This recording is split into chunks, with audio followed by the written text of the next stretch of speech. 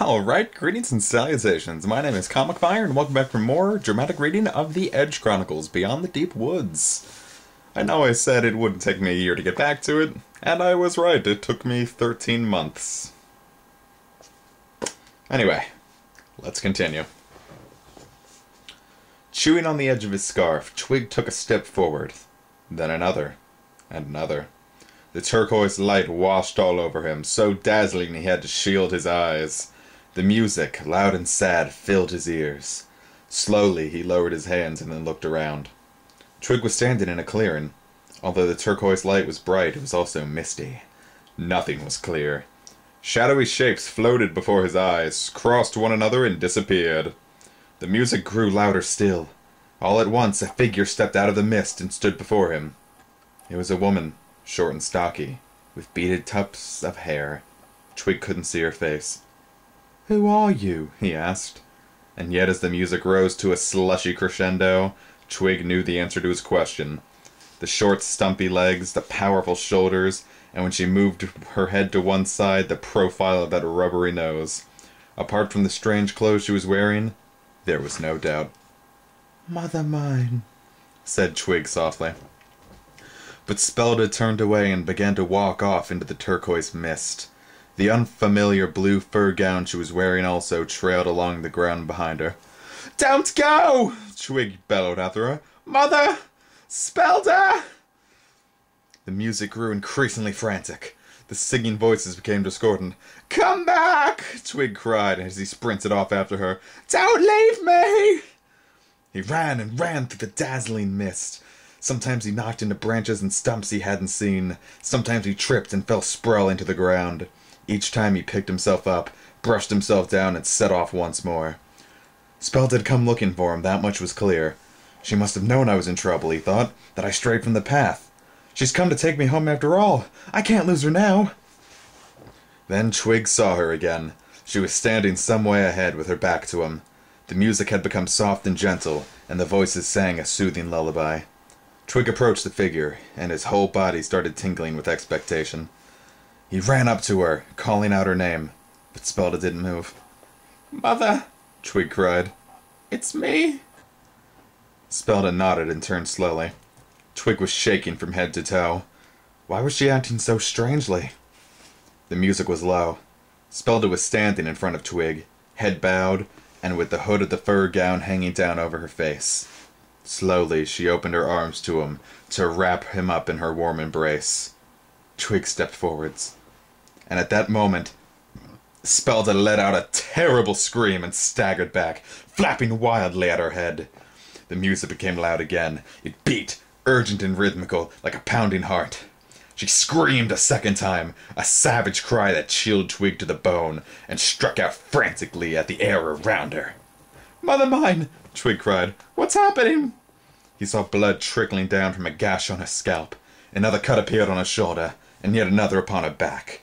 The blue gown turned to violet as the blood spread, and she still writhed and screamed and lashed out at her unseen assailant. Twig stared aghast. He would have helped if he could, but there was nothing, absolutely nothing at all, that he could do. He had never felt so useless in his life. Suddenly he saw Spelda clutching at her neck. Blood gushed between her fingers. She whimpered softly, collapsed, and lay on the ground, twitching horribly. Then she fell still. "No!" Twig wailed. He dropped to his knees and shook the body by the shoulders. There was no sign of life. "She's dead," he sobbed, "and it's all my fault. Why?" he howled. "Why? Why? Burning tears ran down his face and splashed onto the blood-stained gown as Twig hugged his mother's lifeless body. "That's it," came a voice from above his head. "Let it all out. Wash the lies away." Twig looked up. "Who's there?"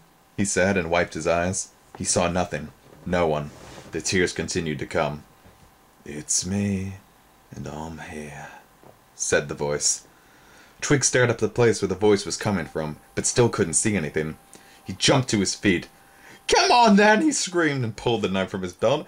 "Try having a go at me! He stabbed at the air wildly. "Come on!" he roared. "Show yourself, you coward!"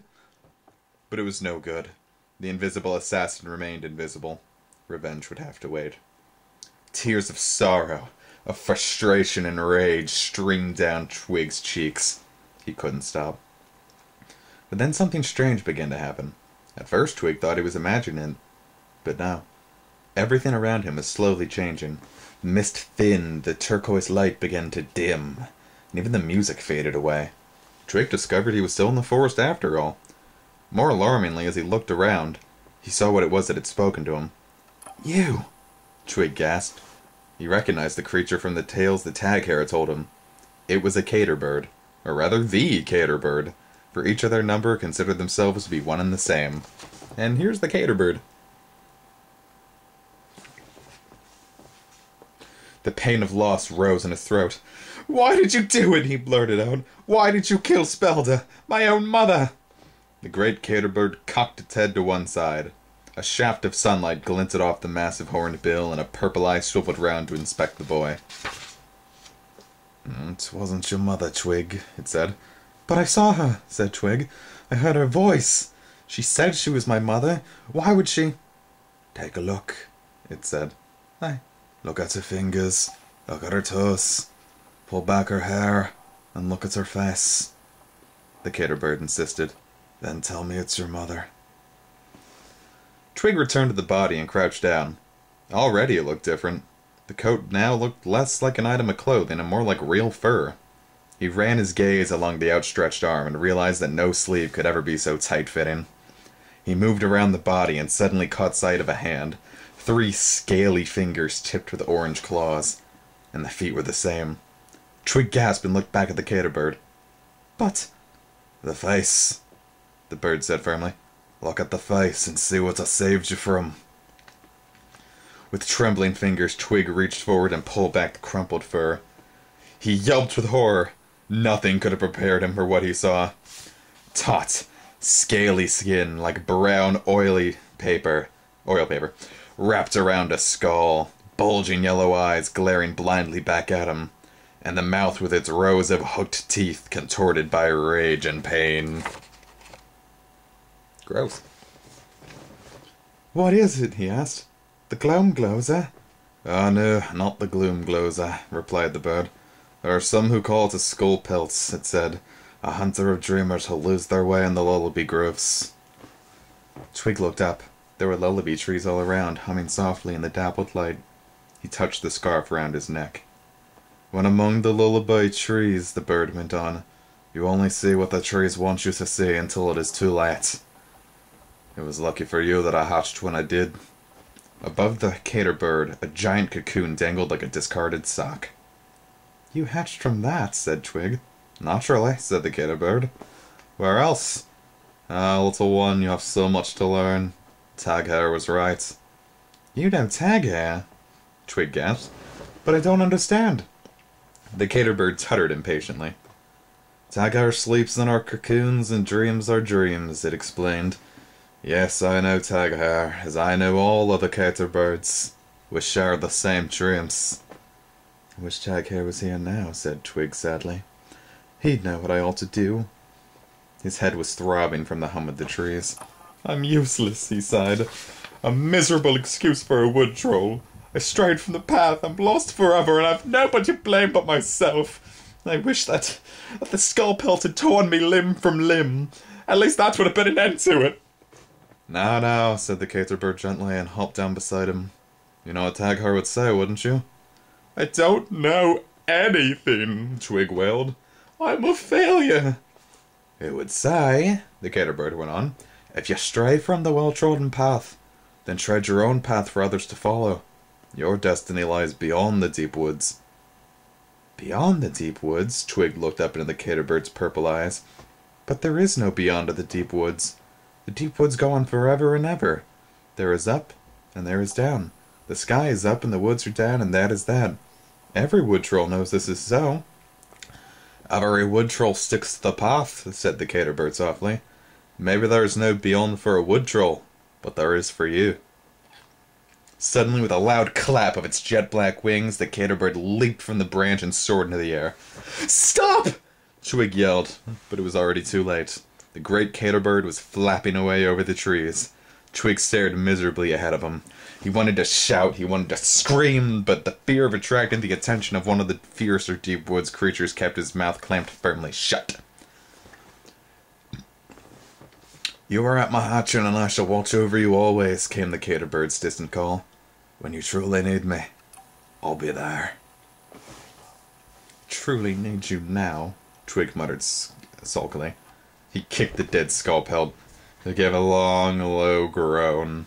Or was it just the sound of the lullaby trees? Twig didn't wait to find out. He left the lullaby grove and ran headlong off into the endless, pathless steppes of the dark and somber Deepwoods. The forest was dark with night once more when Twig stopped running. He stood, hands on hips and head bowed, gasping for breath. I can't go on another step, he panted.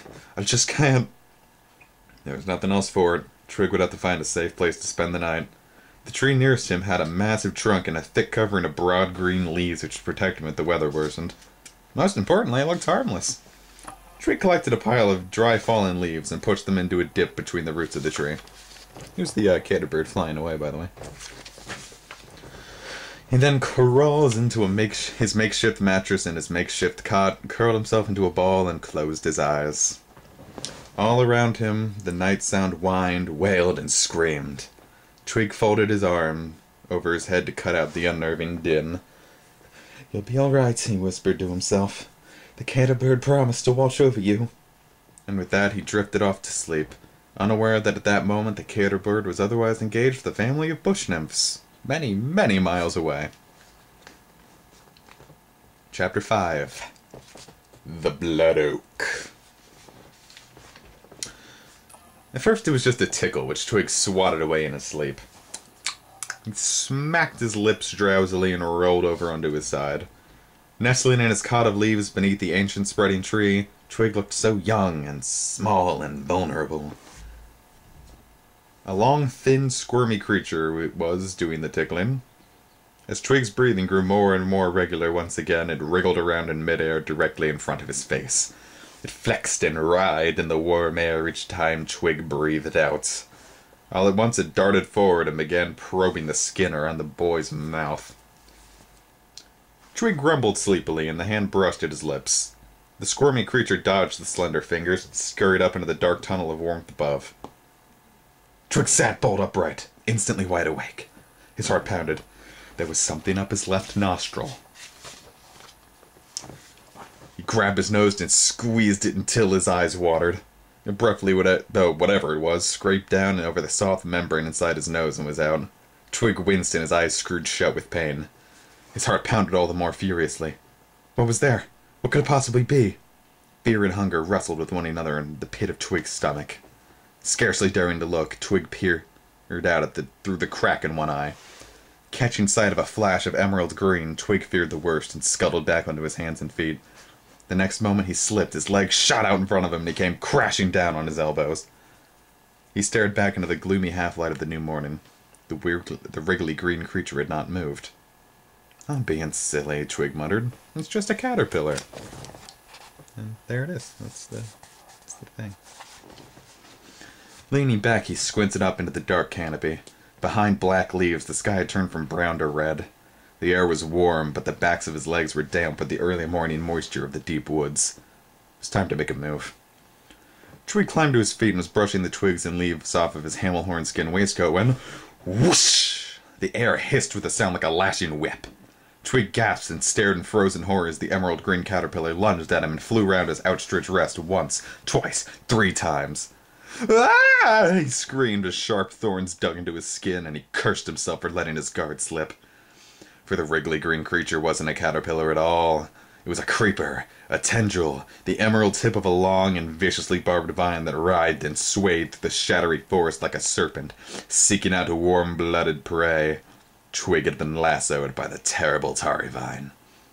"Let me go!" he cried, tugging frantically at the stout vine. "Let me go!" As he pulled, so the claw-like thorns punctured his skin and sank deep into the softness of his inner arm. Twig yelped with pain and watched, terrified, as tiny crimson beads of blood grew and burst and trickled down over his hand. A thick, sickly wind stirred his hair and ruffled the fur of his hamel-horn skin waistcoat. It carried the scent of his blood into the shadows. From out of the darkness came the clattering noise of 1,000 razor-sharp teeth gnashing impatiently.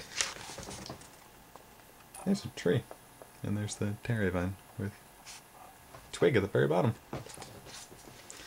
Then the wind changed and Twig gagged on the metallic stench of death.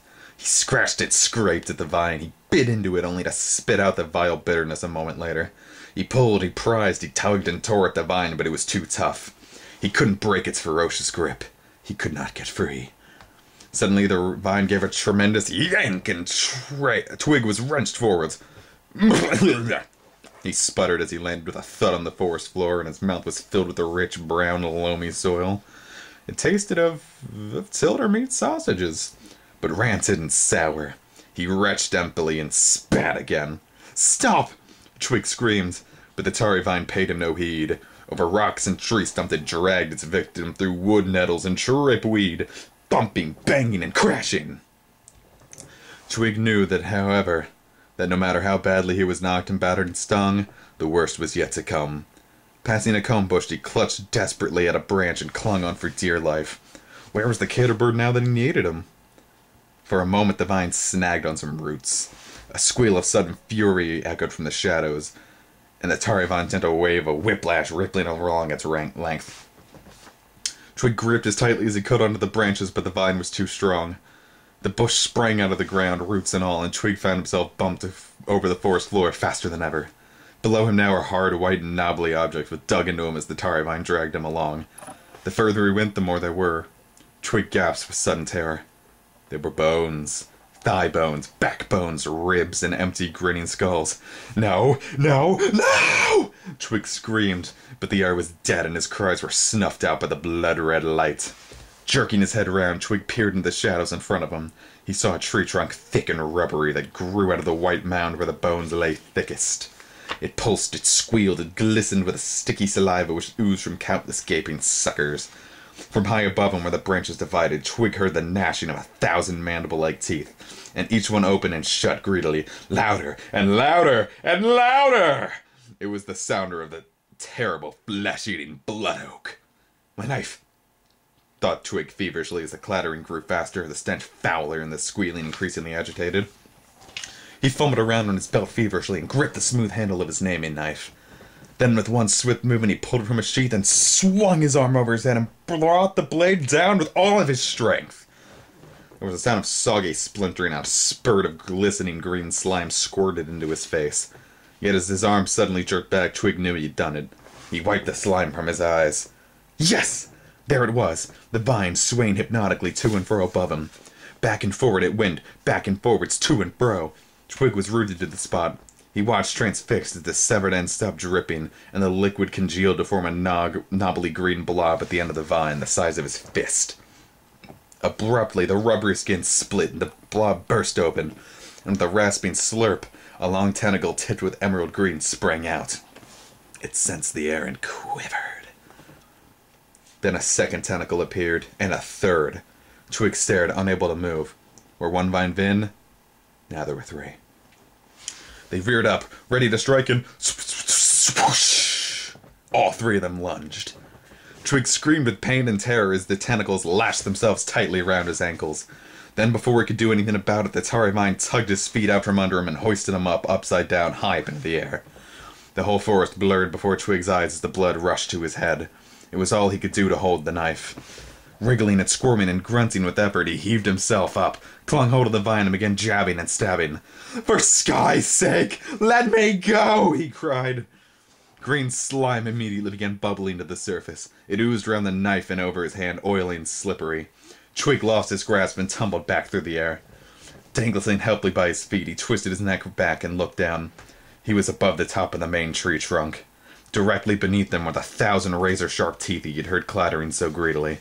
Arranged in a wide circle, they glinted in the red light. Creepy. All at once, they sprang open. Twig found himself staring down into the crimson gorge of the bloodthirsty tree. It slobbered and slavered noisily. The stench was atrocious. Twig gagged emptily.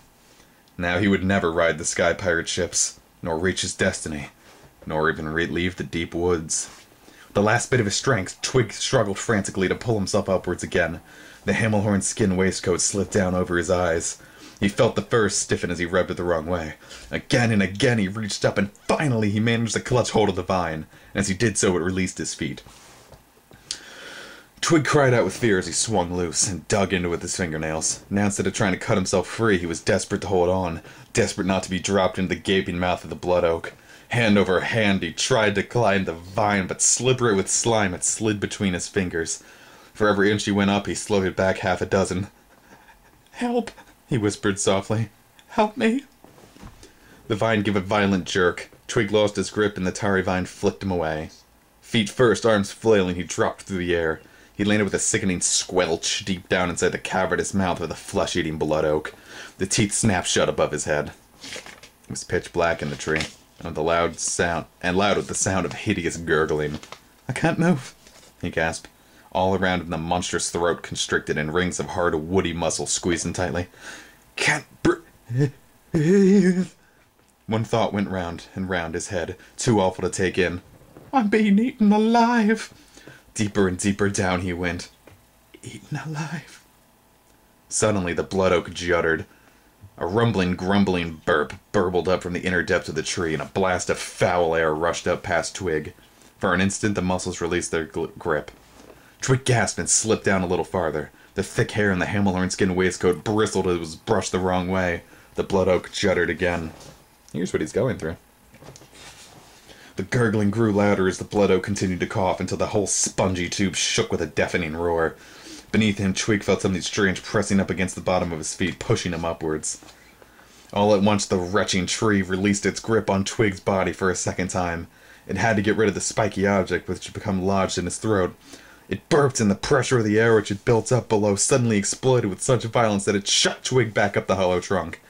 He burst into the air with a loud pop, and soared off into a shower of spittle and slime. And for a moment Twig felt he was actually flying, up and away, as free as a bird. And then down again, crashing through branches as he hurtled back to the ground. He landed with a heavy thud that jarred every bone in his body. And for a moment he lay there, scarcely daring to believe what had happened. "You saved my life," he said, smoothing the fur of his Hammelhorn skin waistcoat. "Thank you for your gift, Ma Tatum." Hurt, but not that badly hurt, it occurred to Twig that something must have broken his fall. He reached below him tentatively. "Oi!" a voice protested. Startled, Twig rolled over and looked up. Not something, but somebody. He tightened his grip on the knife still in his hand. Chapter 6. The Guile Goblin Colony. Twig climbed shakily to his feet and he looked at the character lying on the ground. He had a flat head with a bulbous nose and heavy-lidded eyes, and he was dressed in filthy rags and covered in dirt from head to toe. He stared at Twig suspiciously. "You did drop down on us from a great height," he said. "I know, I'm sorry about that," said Twig and shuddered. "You wouldn't believe what I've just been through. You did hurt us," the goblin interrupted. His nasal voice buzzed round inside Twig's head. "You're the Glomgloser?" "The Glomgloser?" said Twig. "Of course not." "The most terrifying creature in all the Deepwoods, it be," the goblin said, its ears twitching. "It does lurk in the dark corners of the sky and drop down upon the unsuspecting." And there's what a Guile goblin looks like. The goblin's eyes became two thin slits. "But then perhaps you do know that already." "I'm no Glomgloser," Twig said. He returned his knife to its sheath and reached forwards and helped the goblin to his feet. The bony hand felt hot and sticky to the touch. "I'll tell you what, though," Twig added. "I was almost eaten just now by a blood..." But the goblin was no longer listening. "He does say he's not the Glomgloser," he called into the shadows. Two more of the squat, angular goblins appeared. Apart from the different patterns of streaked dirt on their faces, the three of them were identical. Twig's nose wrinkled up at the sickly sweet odor they gave off. "In that case," said the first, "we do best return to our colony. Our gross mother will wonder where we are." The others nodded and picked up their bundles of weeds and swung them onto their flat heads. "Wait!" Twig cried. "You can't just go! You've got to help me! Come back!" He yelled and sped off after them. The forest was dense and overgrown. Through cracks in the canopy, Twig saw that the sky had turned to a pinky blue. Little light penetrated the gloom beneath.